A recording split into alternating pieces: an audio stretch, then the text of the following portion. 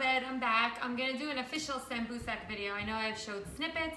I did a bunch of demos around Shavuot time of sambusak, but I wanna show you guys now.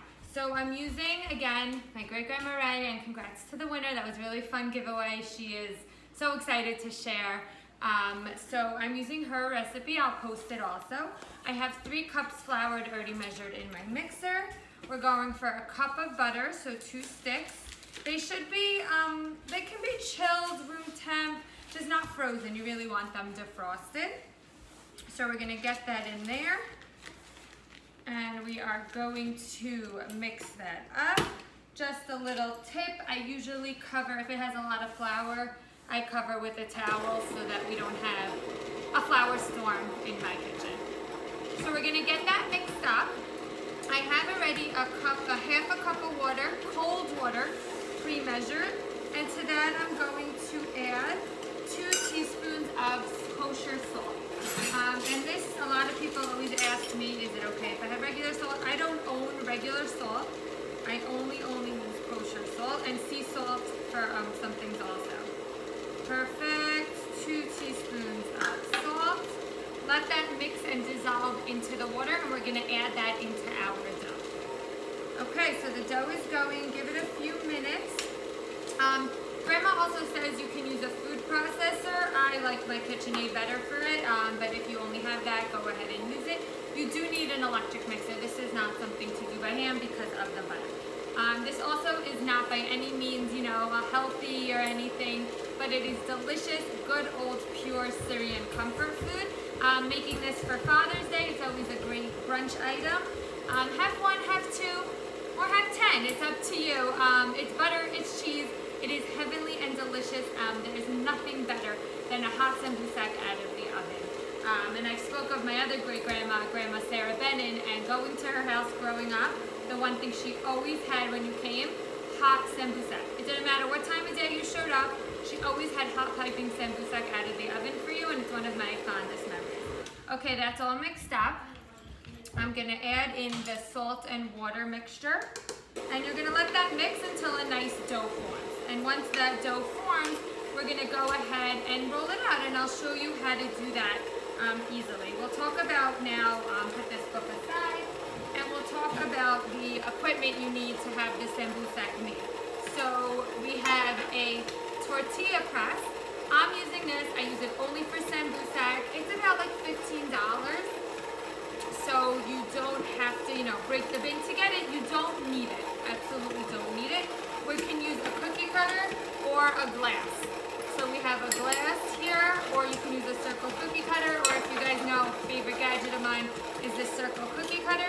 You just end up with individual circles that we're gonna stuff. Also optional are sesame seeds. I have stopped using them because of a lot of allergies in the neighborhood.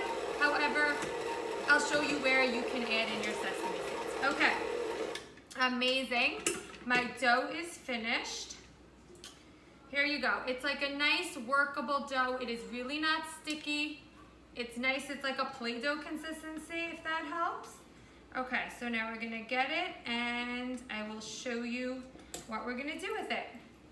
Now I have here a mixture pre-done. This is an egg cheese mixture that's gonna go inside the sambusak.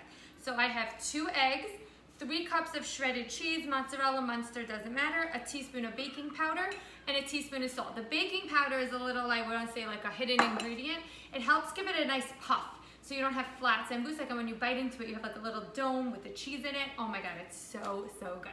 Okay, so Grandma says to take a walnut-sized ball. What that means, we'll just do it what you want. You make a ball. Now, if you're using sesame seeds, this is where you're gonna dump it in the sesame seeds.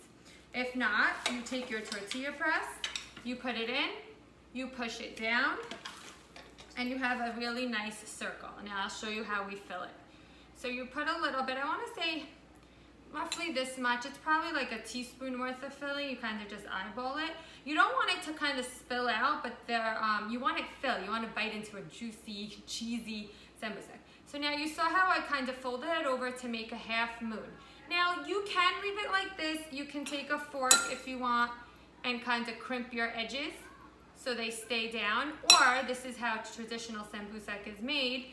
And I will go as slow as I can. It's something that you just become very quick with once you get the hang of it. So you're gonna push and push down. You're gonna press and fold, kind of like that. Press and fold in a diagonal way. So press and fold, press and fold, press and fold, and there you go. We have a really nice, beautiful sambusak. I'm gonna put that on a parchment paper. It's for lunch today, so I'm actually gonna make a bunch and get them cooked up. I'll show you again, and then I wanna show you what you can do if you don't have this tortilla press. Okay. One minute, okay. Okay, my son asked me if he can do this. It is a big project, these sambusak. I'll show you in a second how to do this, because I'll do another one while I talk. I'll do this. It is a big project. It's a little tedious. This makes about 5 to 6 dozen. So you can be here for a while doing each individual one. I love meze, I love Syrian food, but a lot of it is each individual one to be done on its own. So I do enlist the kids for this. My kids love this tortilla press. So they will do this part for me. Like, I'll make the balls and they'll push down and I'll film. Okay, so let's show you this again. Have my circle. You're gonna close your moon, and again, just use a fork if you want to crimp. Otherwise, here we go. I'm gonna push and I'm gonna pinch and push down in a twisting motion. All right, just like that. Now I'll show you, if you're not using this, you're gonna have some dough, and you're gonna do it just like you would sugar cookies. I have a rolling pin here, and we're gonna roll it out and just cut out circles. You want it decently thin. I don't want it to rip, so you have to just make sure it's not like see-through, but you saw how thin it was from the tortilla press. So you don't want thick, thick, thick sambusak. Guess what? It will still taste delicious, but you might just have a thicker dough and it might just need a little longer to cook. Alrighty, so I have this rolled out. And now you can use your cup. These will give me nice circles. I have my favorite thing. That just gave me like 3 circles. You can use a cookie cutter. You can use a measuring cup. Anything to give you circles. And there you go. And then you just fill accordingly. You fill it up. And depending on your circle, they may be a little smaller. This was my, this cookie cutter. And they're a dot on the smaller side. Even still delicious. For lunch today, I'm probably gonna need to make a few, like probably 2 dozen. My kids love these. I try to limit it, but you literally can just pop them like Pringles. Like once you pop, you can't stop. That's how I feel about sambusak. So sometimes I'm like, okay, just one. I just, obviously quality control. I need to make sure they taste good. Okay, so here again, I'm gonna pinch and fold in a diagonal motion. Let me see if you guys can see. Pinch and fold, pinch and fold, pinch and fold. And there you go. And here, this is one of those things like everything I make, so it's not perfect, it is still delicious. Everyone will love it and enjoy it. Let's talk about storing. So those ready ones will be popped in a 350 oven for around 10 to 12 minutes. When the bottom is golden, that's when you know they're ready. And you may have a little cheese falling out, it's fine. The golden bottom is your indication more than the top. How to freeze these. I actually freeze them raw. Like I said before, like hot, fresh sambusak out of the oven is just the most amazing thing. So I actually will freeze these raw, and you can actually cook them in the oven raw, straight frozen, raw. You don't have to wait for them to frost, just add like 5-6 minutes to your cook time. How do I store these? I just, first and foremost, take a tray, line with parchment, line them up, and freeze them on the tray for like a few hours. When that's fully frozen, I'll take the tray out, put them in a Ziploc bag, and then store them in a Ziploc. And then you can just take out as you need, put in the oven, and you have delicious sambusak. So I'm gonna get these cooked, and I'll show you guys what they look like in a few minutes.